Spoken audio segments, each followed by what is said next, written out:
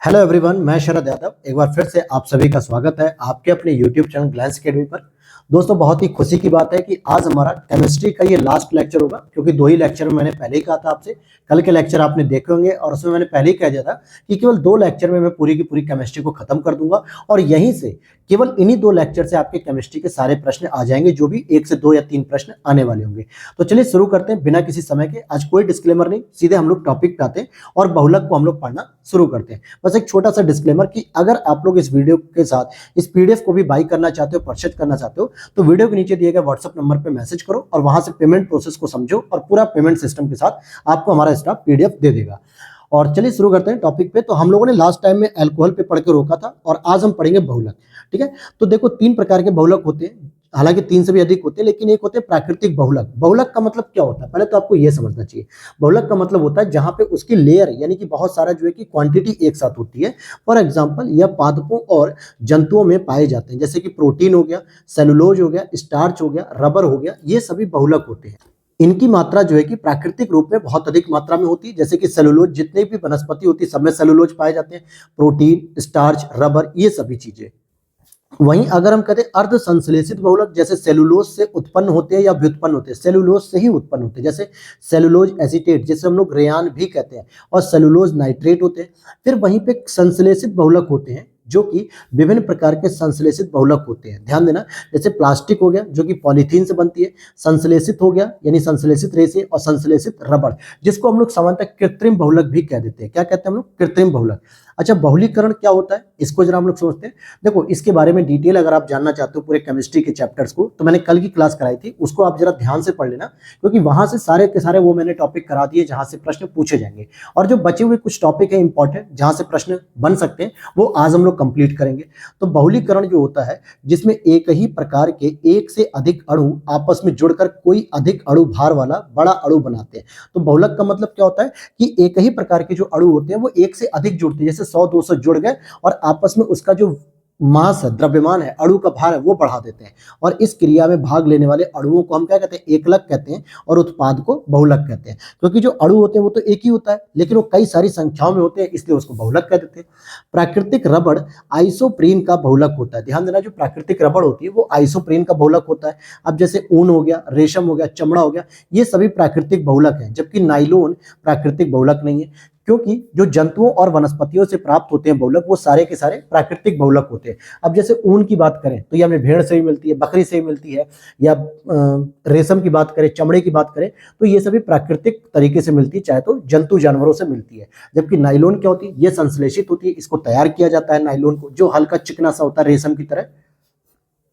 फिर सेलुलोज की बात करेंगे तो ये कार्बोहाइड्रेट का ही एक किसका रूप होता है? ये कार्बोहाइड्रेट का ही एक रूप होता है, यानी भोजन का ही एक रूप होता है, और प्रकृति में सर्वाधिक प्रचुरता वाला यह कार्बनिक पदार्थ होता है। सबसे अधिक जो है कि पूरी प्रकृति में सेलुलोज पाए जाते हैं। यह एक पॉलीसैकेराइड होता है और शुद्धतम प्राकृतिक रूप कपास होता है। ठीक है, शुद्धतम प्राकृतिक रूप में कपास भी पाता है। रेयॉन, कॉटन, सन, जूट, लिनन आदि सेलुलोज के बने होते हैं। तो ध्यान देना, रेयॉन भी आपका कई बार पूछा जाता है प्रश्न, तो ये सेलुलोज के बने होते हैं। जबकि नायलॉन हो गया, पॉलिस्टर हो गया, ये सभी सेलुलोजी होते हैं, गैर सेलुलोजी होते हैं, क्योंकि सेलुलोज से निर्मित नहीं होते हैं। अब रेयान को बार बार प्रश्न पूछा जाता है आयोग के द्वारा। तो रेयान क्या है? एक प्राकृतिक स्रोत से प्राप्त किया जाता है, फिर भी यह मानव निर्मित फाइबर है। इसे अर्ध संश्लेषित बहुलक कहते हैं। इसमें रेशम की तरह गुण विद्यमान होते हैं, क्योंकि इसको कृत्रिम रूप से भी तैयार किया जाता है। हालांकि इसका जो स्रोत होता है ना, वो सेलुलोज होता है प्राकृतिक रूप से।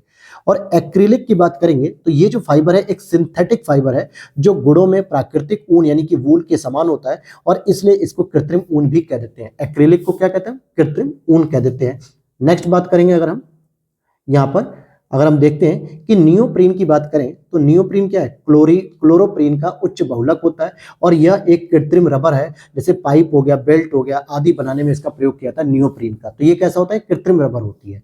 थर्मोप्लास्टिक क्या होती है दोस्तों? इसको अगर समझोगे तो यह विद्युत अचालक होती है, यानी कि विद्युत के प्रति कैसी होती है? कुचालक होती है, नम्य होती है, और जल प्रतिरोधी होती है, यानी कि जल से खराब नहीं होती है। इसका उपयोग होता है पैकिंग के लिए, जल से बचाव हेतु जो शीट निर्माण की जाती है उसमें भी जो है कि इसका प्रयोग किया जाता है। जैसे उदाहरण में देखोगे आप पॉलीथीन को आप देखोगे कभी वो जल से भीगती नहीं है, जबकि कागज के जो रैपर होते हैं वो भीग जाते हैं और वो खराब हो जाते हैं। लेकिन अगर आप पॉलीथीन को देखोगे तो वो खराब नहीं होते हैं। और पॉलीस्टीरीन होती है, टेफ्लॉन होती है जो कि बर्तनों पर न चिपकने वाला जो लगाया जाता है टेफ्लॉन, ये भी इसी से संबंधित है। पॉलीथीन बनाने के लिए एथिलीन गैस का उपयोग किया जाता है क्योंकि यह एथिलीन का बहुलक होता है। बुलेट प्रूफ जो जैकेट के निर्माण में पॉलीपेरोफेनिलीन टेरेफ्थेल्राइड पॉलीएमाइड नामक बहुलक का प्रयोग किया जाता है और यह एक सिंथेटिक फाइबर होती है। इसका ब्रांड नेम होता है केवलर। तो ये पूछा गया था, ये कार्बन का ही अपरूपक माना जाता है केवलर के रूप में। सॉरी, कार्बन का नहीं होता, सेलुलोज का हो जाएगा। और यहाँ पे आप देखोगे तो जो बुलेट प्रूफ जैकेट बनती है ये पॉलीएमाइड से बनती है और इसमें बहुलक का प्रयोग किया जाता है। सिंथेटिक फाइबर होती है, इसका ब्रांड नेम केवलर होता है। बुलेट प्रूफ जो खिड़की बनती है उसमें पॉलीकार्बोनेट बहुलक का प्रयोग होता है। तो अब ध्यान से समझ लो कि जो जैकेट प्रयोग की जाती है, जो कि लोग पहनते हैं, उसमें तो होता है पॉलीएमाइड, और जो खिड़कियां बनाई जाती है गाड़ी वगैरह की, बुलेट प्रूफ या घरों की, उसमें पॉलीकार्बोनेट का प्रयोग किया जाता है। अब जरा केवलर की बात कर लेते हैं। तो केवलर, लेक्सॉन, ये सभी बहुलकों का उपयोग हम बुलेट प्रूफ शीशे में, जैकेट में, डीवीडी में आदि बनाने में किया जाता है। जबकि ग्लिमटॉल की बात करेंगे तो एक थर्मोसेटिंग प्लास्टिक होती है, इसका इस्तेमाल आपके पेंट बनाने में किया जाता है। प्राकृतिक रबर आइसोप्रीन की बात करें, प्राकृतिक रबर आइसोप्रीन का, तो ये बहुलक होता है किसका, आइसोप्रीन का, प्राकृतिक रबर। और रबर के वृक्ष से लेटेक्स रूप में ये पाया जाता है। नेक्स्ट बात करेंगे अगर हम, कृत्रिम स्रोतों से प्राप्त रबर जो होती है ये संश्लेषित रबर कहलाती है, इसीलिए इसको कृत्रिम स्रोत कहते हैं। जैसे कि आपके ड्यूप्रीन हो गया, नियोप्रीन रबर हो गया, थायोकोल हो गया, पॉलीस्टाइरीन रबर हो गया, तो ये सभी कृत्रिम स्रोतों से तैयार की जाती है, इसलिए इसको संश्लेषित कहा जाता है। टेफ्लॉन का उपयोग बर्तनों पर न चिपकने वाली यानी कि नॉन स्टिक सतह के रूप में प्रयोग होता है, जिसका सामान्यतः जो नाम होता है पॉलीटेट्राफ्लोरोएथिलीन होता है। क्या होता है, पॉलीटेट्राफ्लोरोएथिलीन होता है। ये नॉन स्टिक होती है, जो कि आप देखोगे बहुत सारे बर्तनों के नीचे चिपक लगा के आता है, जिससे बर्तन क्या होते हैं, चिपकते नहीं है, बर्तन की सतह पे कोई चीज खराब नहीं होती है। अब यहाँ पर अगर हम बात करें नियोप्रीन की, तो नियोप्रीन हो गया, टेफ्लॉन हो गया, लेक्सॉन हो गया, ये सभी कृत्रिम पदार्थ होते हैं। जबकि फाइब्रोइन एक प्राकृतिक पदार्थ है और यह एक अविलेय प्रोटीन है, यानी ऐसी प्रोटीन जो विलेय नहीं होती है, जो कि रेशम तंतुओं से के घटक माने जाते हैं, सिल्क फाइबर भी इनको माना जाता है। फिर अगर हम देखें बिस्फिनॉल, यह एक औद्योगिक रसायन होता है जो सामान्यतः उपभोक्ता प्लास्टिक में प्रयोग किया जाता है और यह विशेष रूप से पॉलीकार्बोनेट प्लास्टिक वस्तुओं के रूप में प्रयुक्त होते हैं। जैसे कि रीयूजेबल बोतल, जो पानी की बोतल होती है उसमें पॉलीकार्बोनेट बनता है। खाद्य कंटेनर, जो खाने के सामान जो प्लास्टिक के डिब्बों में आते हैं ना, वो भी पॉलीकार्बोनेट यूज होते हैं। बेकेलाइट का निर्माण आपके फिनॉल का प्रयोग होता है, बेकेलाइट के निर्माण में फिनॉल का प्रयोग होता है। फिनॉल और जब फॉर्मेल्डिहाइड मिलता है तो आपस में तब बेकेलाइट का निर्माण होता है। फिर और देखते हैं, अब यहाँ पे कुछ कार्बनिक अम्ल है, जो कि एक प्रश्न यहाँ से बनता है। हालांकि इसको मैंने बायोलॉजी में भी कवर किया है, लेकिन यहाँ भी कवर कर देता हूँ कि लैक्टिक एसिड के संचय से मांसपेशियों में थकान का अनुभव होता है। जो हमारी बॉडी में पेन होता है ना मांसपेशियों में, वो क्यों होता है, क्योंकि हमारी बॉडी के अंदर लैक्टिक एसिड का संचय हो जाता है। और नींबू में क्या मिलता है, साइट्रिक एसिड मिलता है। तो लैक्टिक अम्ल मिलता है दूध, जिसकी वजह से खट्टा होता है। एसिटिक अम्ल की वजह से सिरका होता है। साइट्रिक अम्ल की वजह से नींबू टमाटर। ब्यूटराइक जो होता है, ब्यूटाइरिक होती है, ये मक्खन में होता है। कार्बोनिक अम्ल जो होता है सोडा वाटर में। फॉर्मिक अम्ल जो होता है लाल चींटी में होता है। जो लाल चींटी जब आपको काट लेती है तो फॉर्मिक एसिड की वजह से हमें जलन महसूस होती है। टाइट्रिक अम्ल जो होता है अंगूर में होता है और मैलिक अम्ल जो होता है वो सेब में पाया जाता है। ठीक है, ये इंपॉर्टेंट। अब इसी तरीके से अंगूर, इमली, केला में प्रचुर मात्रा में टार्टेरिक अम्ल मौजूद होता है। तो अंगूर के साथ इमली और केला में भी टार्टेरिक अम्ल मौजूद होता है। फोटोग्राफी में ऑक्जेलिक अम्ल का प्रयोग किया था, किसका, ऑक्जेलिक अम्ल का। बेकिंग पाउडर के निर्माण में टार्टरिक अम्ल का भी प्रयोग किया जाता है। तो ये तो हो गया केमिस्ट्री का बेसिक पार्ट। अब हम जरा बात करेंगे विस्फोटक पदार्थों की। तो जो विस्फोटक पदार्थ होते हैं, स्पेशली जो खान होती है यानी माइनिंग होती है, इसमें सामान्यतः carbon monoxide, carbon dioxide, oxygen, methane, nitrogen, hydrogen आदि गैसें पाई जाती हैं, जिसमें वायु के मिश्रित होने पर विस्फोटक होते हैं। अब ध्यान से समझने वाली बात है, जब पूछा जाता है कि जब माइनिंग की जाती है, खुदाई की जाती है, यानी खनन किया जाता है किसी भी खनिज का, तो उसमें कौन कौन सी गैस रिलीज होती है, तो कार्बन मोनोऑक्साइड निकलती है। जबकि लोग क्या समझते हैं कि केवल और केवल गाड़ी के धुएं में ही कार्बन मोनोऑक्साइड होती है, ऐसा बिल्कुल नहीं है। कार्बन मोनोऑक्साइड आपको माइनिंग से भी मिलेगी। Carbon dioxide, methane, oxygen, nitrogen, hydrogen आदि गैसें होती हैं जो कि वायु के मिश्रण में आके विस्फोट का निर्माण करती हैं। टीएनजी की बात करेंगे, ट्राई नाइट्रोग्लिसरीन, एक विस्फोटक द्रव्य है और इसे नोबल तेल भी कहा जाता है। क्या कहते हैं इसे, नोबल तेल भी कहते हैं। अब बात करें नाइट्रोक्लोरोफॉर्म का प्रयोग की अगर बात करें, तो नाइट्रोक्लोरोफॉर्म ये सूक्ष्म जीवरोधी भी होता है, कीटनाशी आदि के रूप में इसका प्रयोग होता है। जबकि ट्राई नाइट्रोटॉलुइन जो टीएनजी होते हैं, टीएनटी होते हैं, या ट्राई नाइट्रोग्लिसरीन टीएनजी या डायनामाइट आरडीएक्स, ये सभी विस्फोटक होते हैं। जबकि नाइट्रोक्लोरोफॉर्म क्या होता है, सूक्ष्म जीवी जो सूक्ष्म जीवरोधी या कीटनाशक होते हैं। और आरडीएक्स विस्फोटक की खोज जॉर्ज फेडरिंग हेनिंग ने की थी और इसका अन्य नाम साइक्लोनाइट होता है। क्या होता है इसका अन्य नाम? साइक्लोनाइट होता है। फिर इसी में अगर हम देखें तो ग्लिसरॉल कार्बनिक यौगिक होता है, यह नाइट्रिक अम्ल और सल्फ्यूरिक अम्ल की उपस्थिति में नाइट्रोग्लिसरीन बनाता है। क्या बनाता है? नाइट्रोग्लिसरीन बनाता है, और अर्थात विस्फोटक उत्पादन में इसका उपयोग किया जाता है। अब जरा ईंधन की बात कर लेते हैं, फ्यूल्स की बात कर लेते हैं। हालांकि इसको मैंने ज्योग्राफी में भी कवर किया, इंडियन ज्योग्राफी में, लेकिन यहां पर भी मैं आपको कवर कर देता हूं कि कोयला, पेट्रोल, प्राकृतिक गैस, डीजल आदि ये सभी क्या जीवाश्मिक ईंधन होते हैं। इसमें प्राकृतिक गैस जो होती है वो स्वच्छतम ईंधन तो है, क्योंकि ये कम मात्रा में प्रदूषणकारी गैस उत्पन्न करती है, लेकिन फिर भी आप इसको बिल्कुल भी नवीकरणीय ऊर्जा के रूप में काउंट मत करना। इसको हमेशा जो है कि आपको जीवाश्मिक या गैर नवीकरणीय के रूप में आपको काउंट करना है, क्योंकि कई बार मिलान करने के लिए आता है। और प्राकृतिक गैस यानी नेचुरल गैस में जो मुख्य घटक होता है 95% तक इसमें मीथेन पाई जाती है, जबकि थोड़ी सी मात्रा में एथेन और प्रोपेन पाई जाती है। तो जो नेचुरल गैस है सबसे अधिक उसमें क्या होता है? मीथेन होता है। सभी ईंधनों में सर्वाधिक ऊष्मीय मान हाइड्रोजन का होता है, और इसका उपयोग रॉकेट ईंधन के रूप में किया जाता है उच्च ताप उत्पन्न करने के लिए ज्वलकों के रूप में। हालांकि जो हाइड्रोजन ईंधन होता है यह बहुत स्वच्छ ईंधन माना जाता है नवीकरणीय ऊर्जा के तौर पे, क्योंकि इसका जो बाई प्रोडक्ट होता है केवल वाटर होता है, जल केवल इसके उप उत्पाद के रूप में निकलता है, बाकी और कुछ नहीं। अब यहाँ पे कोयले की जो राख होती है ना, कोल एश, इसी को हम लोग फ्लाई एश भी कहते हैं, इसमें आर्सेनिक, सीसा, पारद पाया जाता है। भारतीय कोयले में राख की अधिक मात्रा पाई जाती है, लगभग 20 से 45%। कोयला संचालित विद्युत संयंत्र पर्यावरण में सल्फर डाइऑक्साइड और नाइट्रोजन के ऑक्साइड उत्सर्जित करते हैं, जो कि एसिड रेन के लिए उत्तरदायी माने जाते हैं, यानी अम्लीय वर्षा के लिए। कोयले का जलना सर्वाधिक घरेलू रासायनिक प्रदूषण का कारण बनता है। क्या बनता है? ये सर्वाधिक रासायनिक प्रदूषण का कारण बनता है, और इसके जलने से कार्बन डाइऑक्साइड उत्पन्न होती है। ईंधन तेल की बात करेंगे, फ्यूल ऑयल को, तो भट्टी का तेल, इसे जो है कि फर्नेस ऑयल भी कहा जाता है। मुख्यतः कच्चे तेल जो क्रूड ऑयल होते हैं, इनका जब आसवन विधि से अवशेष होते हैं, जो कि आसवन विधि से जब इन्हें अलग किया जाता है तो पेट्रोलियम रिफाइनरियों का ये बाई प्रोडक्ट होता है एक तरीके से। और भट्टी तेल में सल्फर यानी कि गंधक ज्यादा होता है, जो कि हानिकारक माना जाता है। अच्छा, यहाँ पे आपको देखा होगा आपने कभी कभी, कई बार आप जब गाड़ी में तेल भराने जाते होगे तो वहां कहते हो आप लोग कि भाई पावर ऑयल चाहिए हमें, मतलब पावर वाला पेट्रोल चाहिए, पावर वाला डीजल चाहिए। इसका मतलब होता है उसकी ऑक्टेन नंबर, सीटेन नंबर अधिक होते हैं, जिससे उसमें क्या होता है दहन क्षमता अच्छी होती है और प्रदूषण कम फैलता है उससे, इसलिए उसका 3 से 4 रुपए ज्यादा रेट होता है। अब यहां पर देखोगे तो पेट्रोल की गुणवत्ता के लिए ऑक्टेन नंबर की बात होती है, और डीजल की गुणवत्ता के लिए सीटेन नंबर बात होती है, सीटेन नंबर की बात होती है। घरेलू उपयोग में लाई जाने वाली जो बायोगैस होती है या गोबर गैस, इसमें लगभग 50 से 75% तक मीथेन होती है, और मीथेन भी एक ग्लोबल वार्मिंग के लिए जिम्मेदार गैस मानी जाती है। ऑक्सीजन की अनुपस्थिति में किसी कार्बनिक पदार्थ के जैविक विखंडन से उत्पन्न गैस बायोगैस कहलाती है। इसके मुख्य संघटक कार्बन डाइऑक्साइड और कार्बन डाइऑक्साइड के बाद मीथेन होती है। किण्वन प्रक्रिया द्वारा बायोगैस का निर्माण होता है, यानी किण्वन प्रक्रिया के लिए क्या ऑक्सीजन की जरूरत है? तो नहीं, बायोगैस के निर्माण में हमें ऑक्सीजन की उपस्थिति नहीं चाहिए होती है।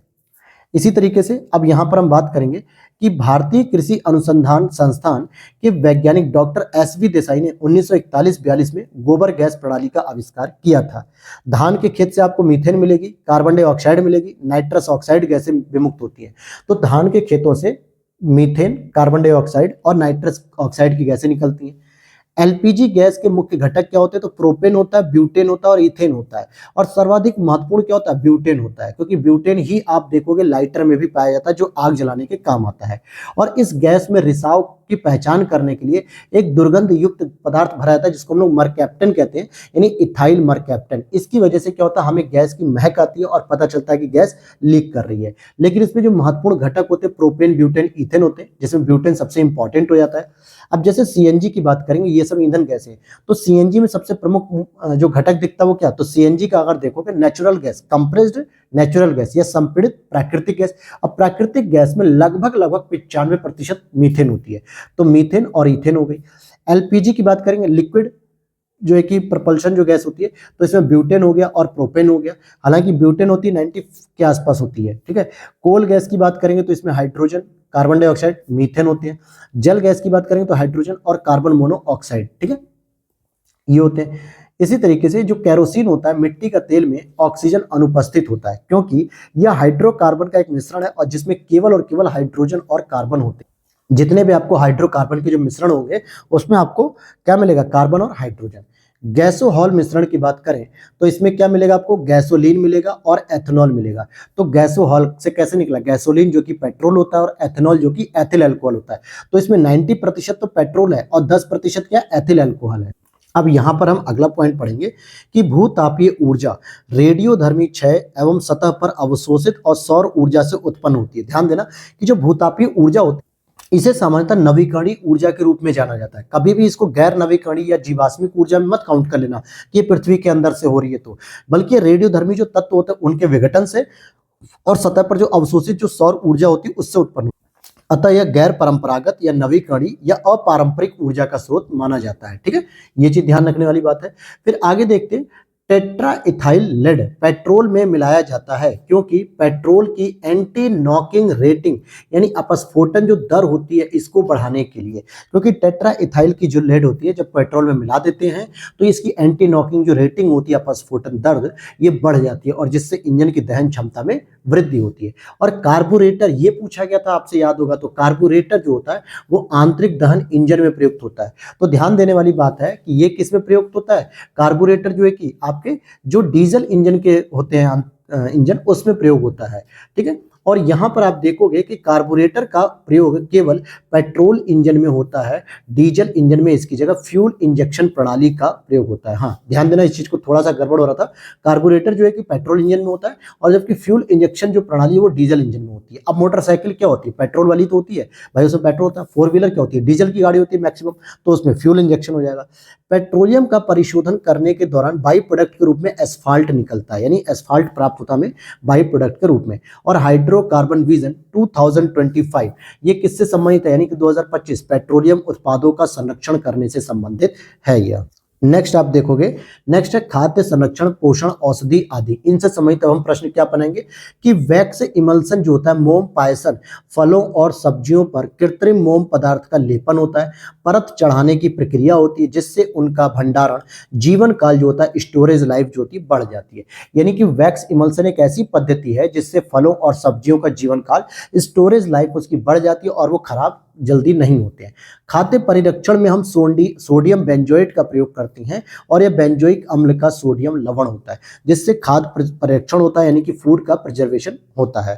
नाइट्रोजन गैस ऑक्सीजन की अपेक्षा कम क्रियाशील होती है जो ऑक्सीकरण की प्रक्रिया को रोकती है और इसलिए चिप्स, नमकीन आदि के पैकेट में, प्लास्टिक जो पैकेट होते हैं इसे भरा जाता है। इसीलिए नाइट्रोजन गैस की वजह से जो आप 10 रुपए की नमकीन खरीद के लाते हो, चिप्स लेके आते हो हल्दीराम के, वो बहुत फूले फूले दिखते हैं, कुरकुरे वगैरह का तो बहुत फूले होते हैं, जबकि जब उसे आप फोड़ते हो, जब खोलते हो, ओपन करते हो तो अंदर मुश्किल से 20 से 25 दाने निकलते हैं। तो इसलिए नाइट्रोजन क्या होती है, इससे क्या होता है, ये जो खाद्य सामग्री होती है सुरक्षित होती है, ऑक्सीकरण इनका नहीं हो पाता है। आगे देख लेते हैं। अब यहाँ पे आप देखोगे कि भोजन को सुरक्षित रखने एवं स्वाद बढ़ाने के लिए मोनोसोडियम ग्लूटामेट यानी एमएसजी का उपयोग किया था। मोनोसोडियम ग्लूटामेट से भोजन को सुरक्षित भी रखा था और इसका टेस्ट भी बढ़ा दिया था। शीत भंडारण में फलों और सब्जियों का जीवन काल वृद्धि में श्वसन दर में गिरावट के कारण होती है, क्योंकि यह माना जाता है कि जो फल और सब्जियों का जो जीवन काल क्यों अच्छा हो जाता है, क्योंकि जो उनकी श्वसन दर होती है ना वो धीरे धीरे कम होती जाती है। इट मीन्स कि इनकी लाइफ बढ़ जाती है, अर्थात जैव रासायनिक अभिक्रियाओं की दर कम हो जाती है, अपघटन की दर में कमी आ जाती है। अब यहाँ पे ट्राइक्लोसन की बात करेंगे तो सामान्यतः प्रयुक्त होने वाला सूक्ष्म जैव रोधी यौगिक होता है एंटी माइक्रोबियल, जो कि टूथपेस्ट, साबुन आदि में पाया जाता है। ट्राइक्लोसन क्या पाया जाता है, ट्राइक्लोसन। शहद के जो प्रमुख घटक होते हैं, तो शहद के प्रमुख घटकों में आप देखोगे फ्रक्टोज 38%, ग्लूकोज 31% और जल लगभग 17% होता है। तो शहद में मुख्य रूप से यही तीन जो है कि पाए जाते हैं, क्योंकि मुख्य रूप से शहद जो होता है फलों के जूस से जो होता है बनता है, यानी कि फलों का जो परागण होता है उससे जो है कि बनता है। तो फ्रक्टोज हो गया, फिर ग्लूकोज हो गया, फिर जल हो गया। सबसे मीठी जो चीनी होती है वो फ्रक्टोज होती है, यानी कि फल की जो शर्करा होती है वो सबसे मीठी मानी जाती है। और फ्रक्टोज एक प्राकृतिक मोनोसैकेराइड है जो सभी फलों, शहद, कुछ सब्जियों में पाया जाता है। प्रतीप शर्करा जो होती है, इनवर्ट शुगर, ये ग्लूकोज और फ्रक्टोज का मिश्रण होती है जो कि सुक्रोज की अपेक्षा अधिक मधुर मानी जाती है, सुक्रोज की अपेक्षा। अब यहाँ पे कुछ सूची है, सूची फर्स्ट और सेकंड। जैसे फलों में कौन सी मिठास मिलेगी? फ्रक्टोज मिलेगी।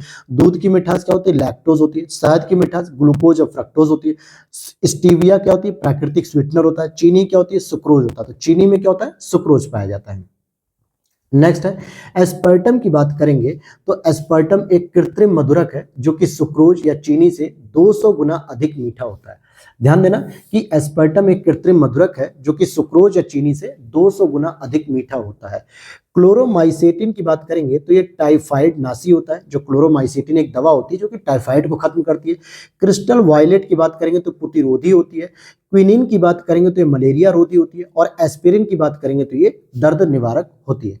पोटेशियम ब्रोमाइड एक लवण है जिसका शांतिकारक औषधि के रूप में प्रयुक्त होता है। ध्यान देना कि जो पोटेशियम ब्रोमाइड होती है ये एक लवण है और जिसका शांतिकारक औषधि के रूप में प्रयोग होता है। व्यापक प्रयोग जो है कि इसका मिर्गी के रोग में भी किया जाता है, यानी मिर्गी का इलाज करने के लिए।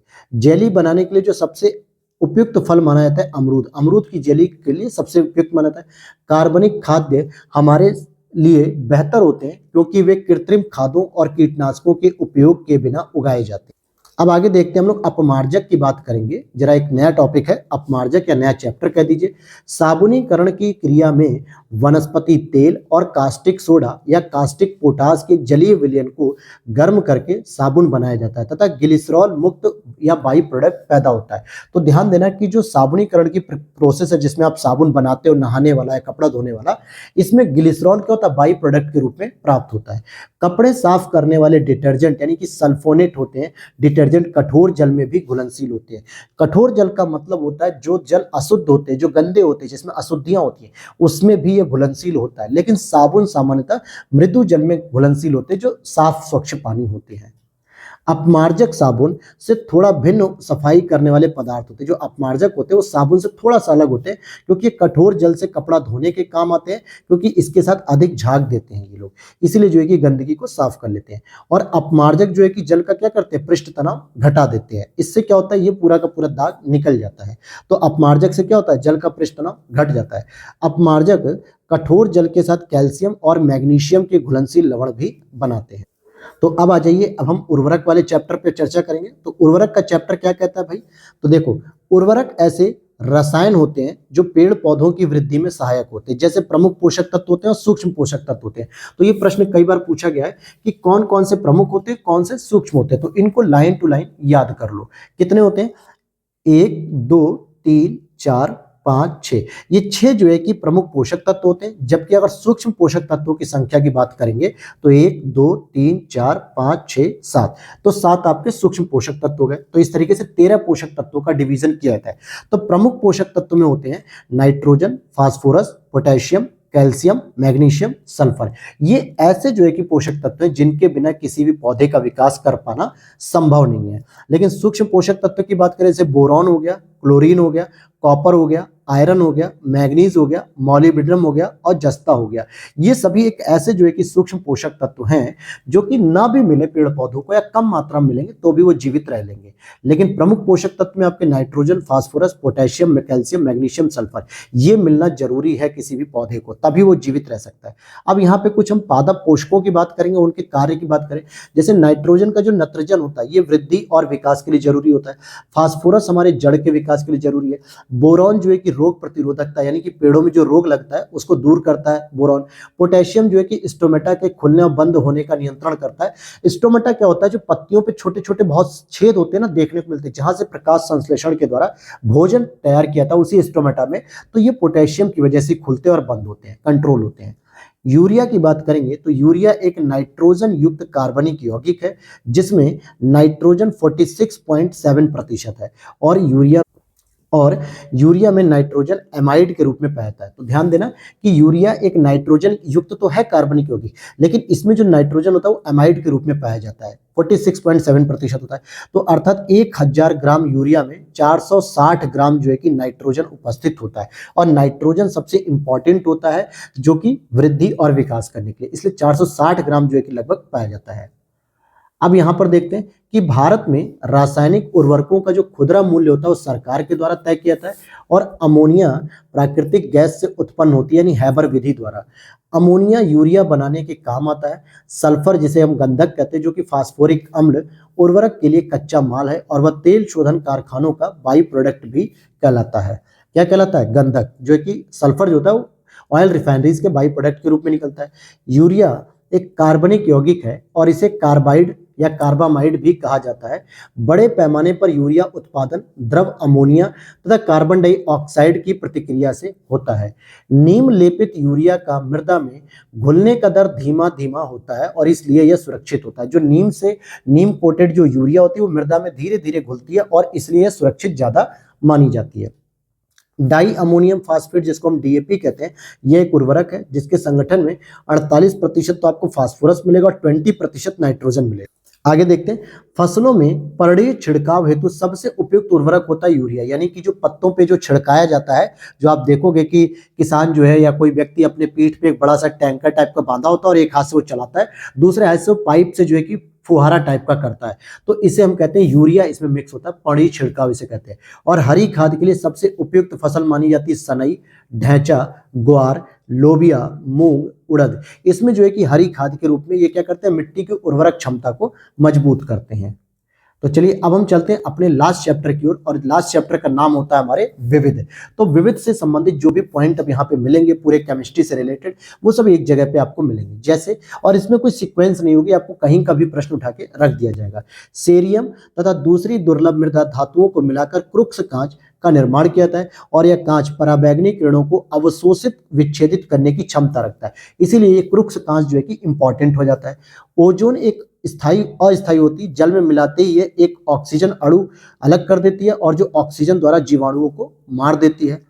फायर अलार्म में फोटो सेल का उपयोग किया जाता है, यानी कि फोटोवोल्टिक सेल का, ध्यान देना, फायर अलार्म में फोटो सेल का उपयोग किया जाता है। इसे फोटो इलेक्ट्रिक सेल या फोटोवोल्टिक सेल भी कहा जाता है। फोटो सेल प्रकाश ऊर्जा को विद्युत ऊर्जा में परिवर्तित कर देता है। आग बुझाने वाले यंत्र में carbon dioxide, sodium bicarbonate, sulphuric अम्ल की अभिक्रिया से उत्पन्न होती है। ध्यान देना कि जो आग बुझाने वाले यंत्र में जो कार्बन डाइऑक्साइड होती है वो सामान्यतः सोडियम बाइकार्बोनेट और सल्फ्यूरिक अम्ल की जब आपस में अभिक्रिया होती है तब वो उत्पन्न होती है।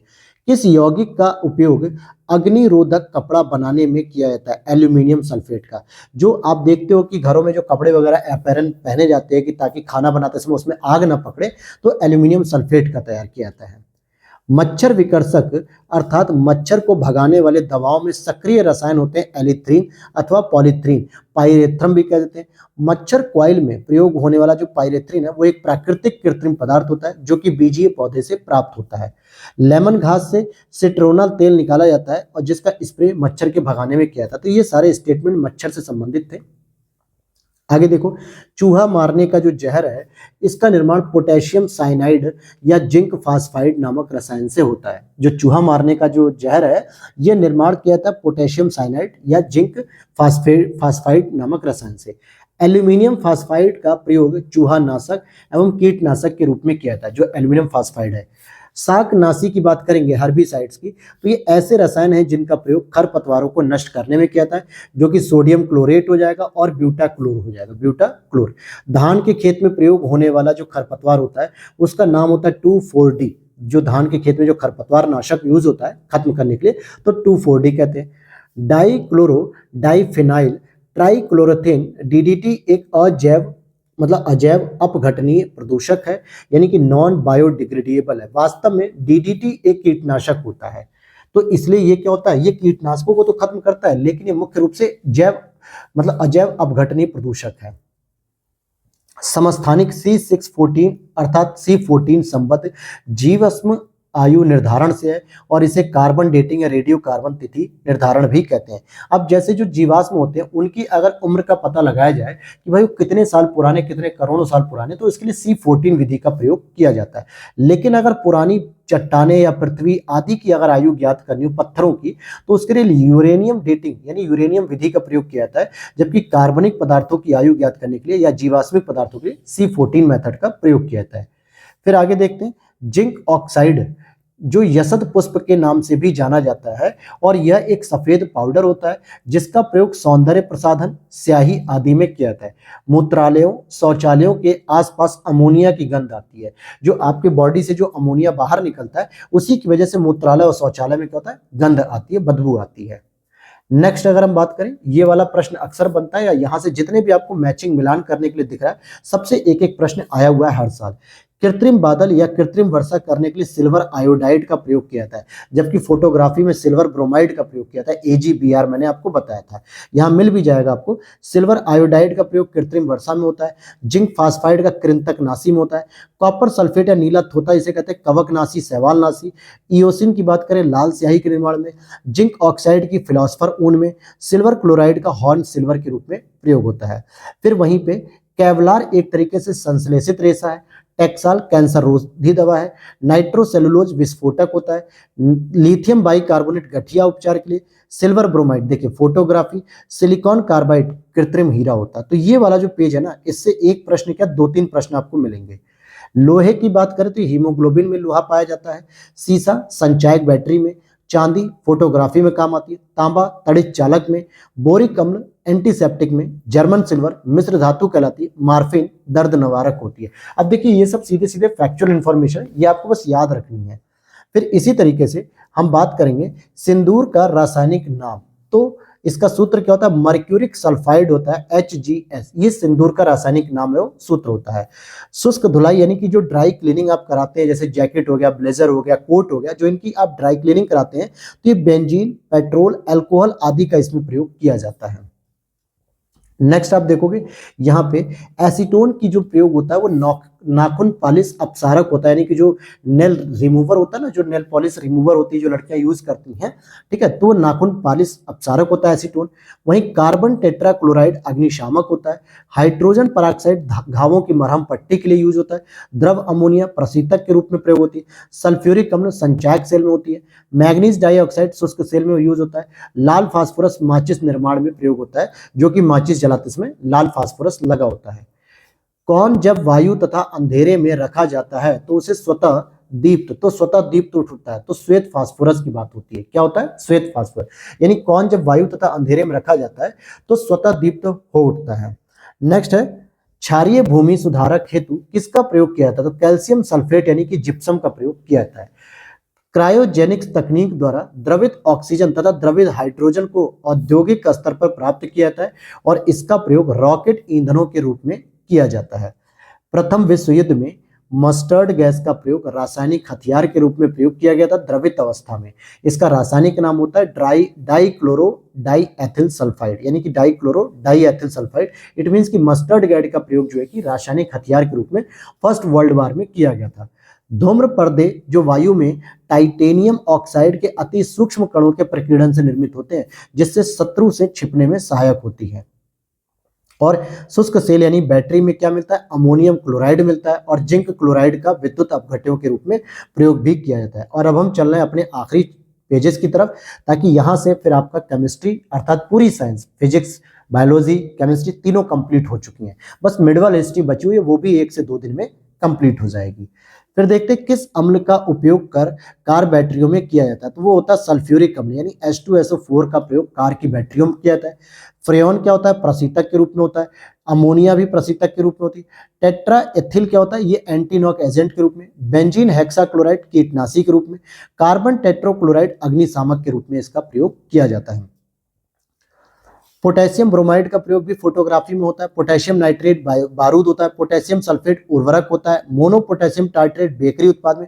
फ्लोराइड प्रदूषण दंत विकार में। अब यहाँ पे देखोगे पोटेशियम से संबंधित जो भी पॉइंट है वो एक जगह हो गए। जैसे पोटेशियम अगर ब्रोमाइड के साथ है तो फोटोग्राफी, पोटेशियम अगर नाइट्रेट के साथ है तो बारूद, पोटेशियम अगर सल्फेट के साथ है तो उर्वरक, क्योंकि सल्फर तो उर्वरक के रूप में होती है, नाइट्रेट बारूद के रूप में, ब्रोमाइड फोटोग्राफी में। और मोनो पोटेशियम टाइट्रेट है तो टाइट्रेट यानी बेकरी उत्पाद में। फ्लोराइड होती है तो यानी कि फ्लोरोसिस जो बीमारी होती है दांतों मसूड़ों में, तो दंत विकार हो गया ये। और यहाँ पे हम बात करेंगे अल्मा आटा घोषणा पत्र स्वास्थ्य देखभाल से संबंधित है। तलानुआ संवाद जलवायु परिवर्तन से। अंडर 2 गठबंधन 2050 तक नेट जीरो उत्सर्जन करना ग्रीन हाउस गैसेस का। वायु के अकार्बनिक जो अकार्बनिक गैसीय प्रदूषक हैं जैसे कि hydrogen cyanide, hydrogen sulphide, carbon dioxide, carbon monoxide, sulphur oxide, nitrous oxide, nitrogen dioxide या नाइट्रोजन ऑक्साइड, तो ये वायु के अकार्बनिक गैसीय प्रदूषक यानी कि गैसीय प्रदूषक तो है लेकिन इसमें कोई कार्बन नहीं होता है। हाइड्रोजन सल्फाइड प्रदूषक का मुख्य स्रोत है सड़ते हुए वनस्पति और पशु पदार्थ, यहाँ से यह हाइड्रोजन सल्फाइड नाम का जो प्रदूषक है वो पैदा होता है और यह सड़े पदार्थों में दुर्गंध वाली गैस होती है, यह संक्षारक और जहरीली ज्वलनशील भी होती है। ग्लोबल वार्मिंग में जो योगदान देती है वो सबसे अधिक कौन देता है, तो सबसे अधिक आपकी जलवाष्प देती है 60%, कार्बन डाइऑक्साइड 26%, फिर ओजोन आपकी 8%, मीथेन आपकी 4%, नाइट्रस ऑक्साइड आपकी 1.5% जो है कि योगदान देती है। तो आपको इसका क्रम याद होना चाहिए, ग्लोबल वार्मिंग में योगदान इन गैसों का इस प्रतिशत के हिसाब से है। फिर आते हैं नाभिकीय एवं जीवाश्म ईंधन संयंत्र, दोनों ही ऊष्मीय प्रदूषण पैदा करते हैं, यानी कि जो नाभिकीय हो चाहे जीवाश्मिक ईंधन हो, दोनों थर्मल पॉल्यूशन पैदा करते हैं। धुएं की बात करेंगे जिसको स्मॉग कहा जाता है, ये वायुमंडल में नाइट्रोजन एवं सल्फर के ऑक्साइड की उपस्थिति का होता है, यानी नाइट्रोजन होता है और सल्फर होता है। प्रकाश रासायनिक धुंध का निर्माण प्रकाश की उपस्थिति में होता है। इसके मुख्य घटक होते हैं ओजोन, एक्रोलीन, नाइट्रिक ऑक्साइड और फॉर्मेल्डिहाइड, और पैन भी होते हैं, ये सभी नाइट्रोजन ऑक्साइड भी इसमें शामिल होते हैं। वहीं आखिरी पॉइंट है हमारा सुपोषण यानी यूट्रिफिकेशन, इस पॉइंट से समझ लेना, इस पॉइंट से एक प्रश्न आएगा ही आएगा।